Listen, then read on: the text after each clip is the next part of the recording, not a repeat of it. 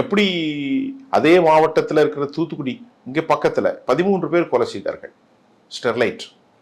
அந்த 13 பேர் கொலையில் 13 வயசு புள்ள வாயில துப்பாக்கி சுட்டாங்க. 10வது வகுப்பு 13 வயசா 15 வயசு இருக்கும் அந்த குழந்தைக்கு. வாயில துப்பாக்கி வச்சு சுட்டாங்க. திருமணமான 6 மாத தம்பதிகள் ஒரு வேடிக்கை பார்த்தவர்கள் சுடப்பட்டார்கள். இந்த கொடூரங்கள்லாம் இந்தியாவில் தான் நடக்குதா? நான் இதெல்லாம் எங்க கேள்விப்பட்டேன்? ஆப்பிரிக்காவில் அங்கங்க. இது நம்ம தமிழர்கள் வாழக்கூடிய நம்ம தமிழ் குடி, நம்ம தமிழ் சாதி. எப்படிடா இந்த மாதிரி ஒரு அநியாயத்தை உங்களால செய்ய முடியுது?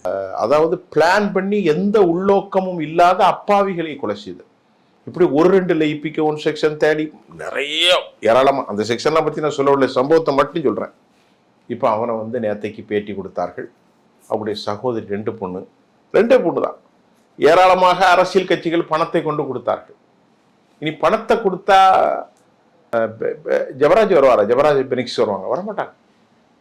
இனி 1000 பணம் கொடுத்தாலும் அந்த தாய் ஒவ்வொரு முறையும் என் பிள்ளை இருந்தா நல்லா இருந்திருக்குமே, என் பிள்ளைக்கு குழந்தை பிறந்திருக்குமே, கல்யாணம் முடிச்சு பார்த்திருப்பனே, என் பிள்ளை இருந்தா இப்படி நடந்திருக்குமே என்று அவ்வளோத்தையும் பார்த்து அவள் உயிரோட அவள் மரணம் தான். எனக்கு இது அவ்வளவு ஷாக்.